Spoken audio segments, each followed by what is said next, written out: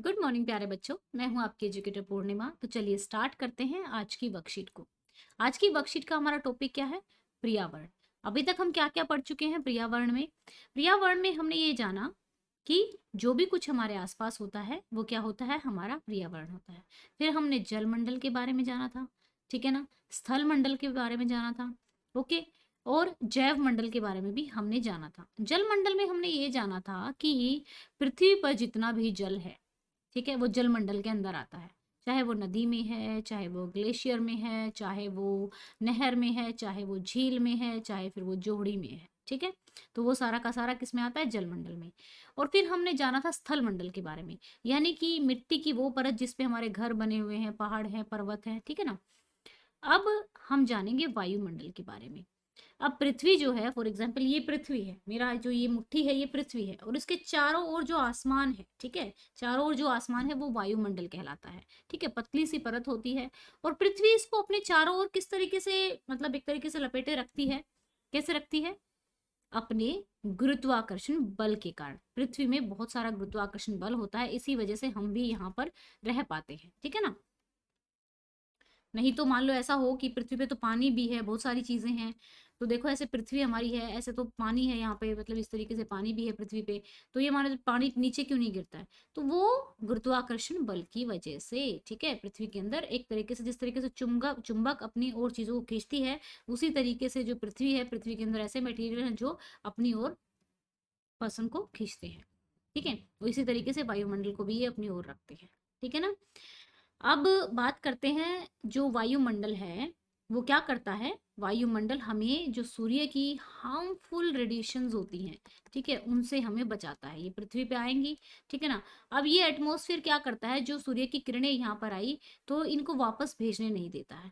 क्यों? क्योंकि अगर मान लो ये सूर्य की जो ऊर्जा है उसको ट्रैप करके नहीं रखेगा तो हमारी पृथ्वी बहुत ज्यादा ठंडी हो जाएगी, ठीक है। तो तापमान को बनाए रखता है ये। आओ, वायुमंडल में बहुत सारी घटनाएं होती हैं, जैसे कि पक्षियों का उड़ना, हवाई जहाज का उड़ना, इंद्रधनुष का, इंद्रधनुष भी तो होता है ना, इंद्रधनुष होता है, बादल बनते हैं, बारिश होती है, ठीक है, और बिजली गरजती है।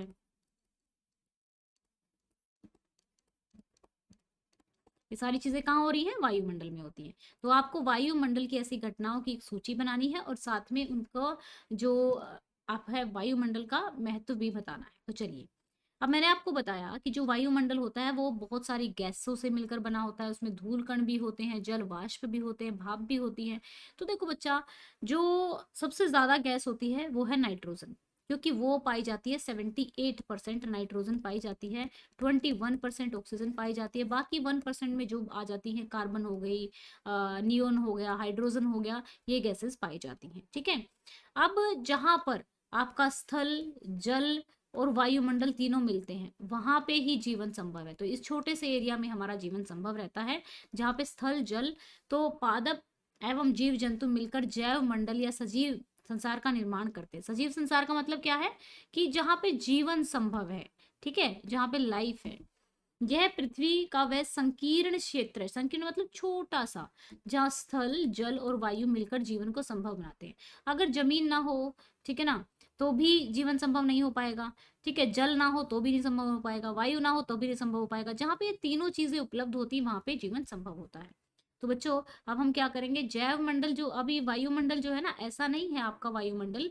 वायुमंडल की 5 परतें हैं। शोभ मंडल, ठीक है, मतलब ऐसे ये पृथ्वी है यहाँ पे और इसके मतलब दूर तक फैला हुआ है ना। तो पहली परत हमारी शोभ मंडल होती है, दूसरी समताप मंडल, तीसरी मध्य मंडल, चौथी ताप मंडल, पांचवी बाह्य मंडल। तो ये तापमान के अकॉर्डिंग है, ठीक है। इनको आप याद करेंगे अच्छे से।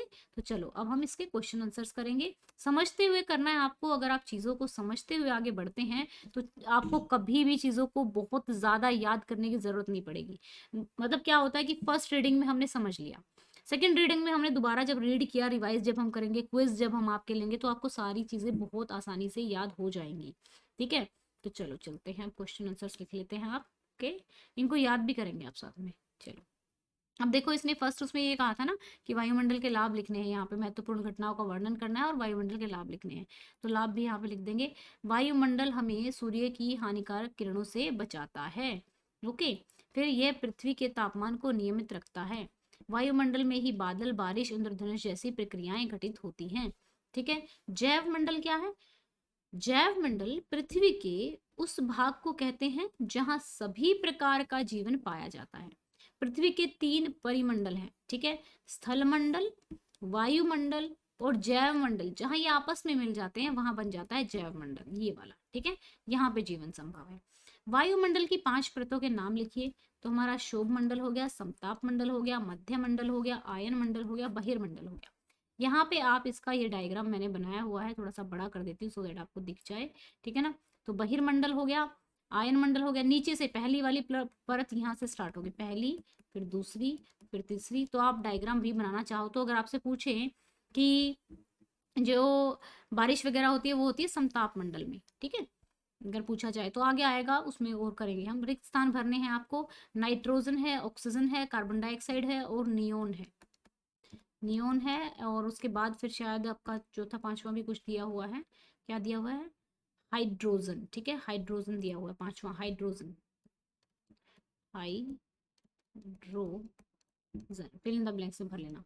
ये पहला है, ये दूसरा है, ये तीसरा है, ये चौथा है, ये पांचवा है, ठीक है बच्चों। तो इसको इस तरीके से आप कर लेंगे। और अगर कोई डाउट होगा तो आप कमेंट में मुझसे पूछेंगे। चीज़ें आपको समझ में आ रही हैं या आपको कोई डाउट रह जाता है तो वो मुझसे आप कमेंट करके पूछ सकते हैं।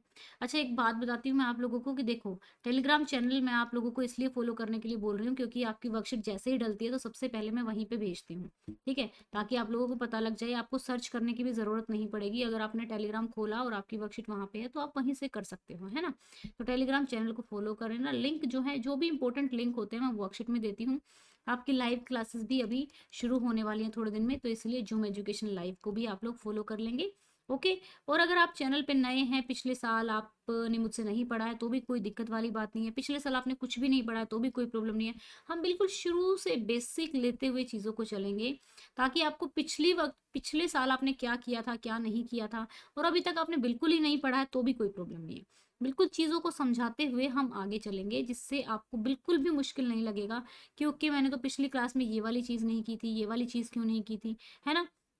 अब देखो, कल की वर्कशीट में बहुत सारे बच्चों ने कहा था कि उनको एलसीएम कर निकालना नहीं आता है, तो फिर मैं आप लोगों को एलसीएम निकालना, एचसीएफ निकालना, ये सब सारी चीज़ें सिखाऊंगी, जिससे आपकी जो मैथ भी अच्छा हो जाएगा। साइंस बच्चा, आपको ना वर्कशीट भी साथ के साथ अच्छे से समझनी है, समझना जरूरी है, ठीक है। इतना जरूरी, अगर देखो वर्कशीट को करके भेज देने से ना टीचर को कुछ मिलने वाला है ना आपको कुछ मिलने वाला है, लेकिन अगर आप समझ के और फिर वर्कशीट करते हो तो उस चीज़ में टीचर को भी खुशी मिलती है, आपके पेरेंट्स को भी खुशी मिलेगी, और मुझे तो बहुत ही खुशी मिलेगी कि बच्चों को चीज़ें समझ में आ रही हैं। क्योंकि जब हमें चीज़ें समझ में आने लग जाती हैं तो चीज़ें आसान हो जाती हैं, ठीक है बच्चों। तो अच्छे से पढ़ाई करते रहेंगे, आगे बढ़ते रहेंगे। Thank you, have a nice day, may God bless you.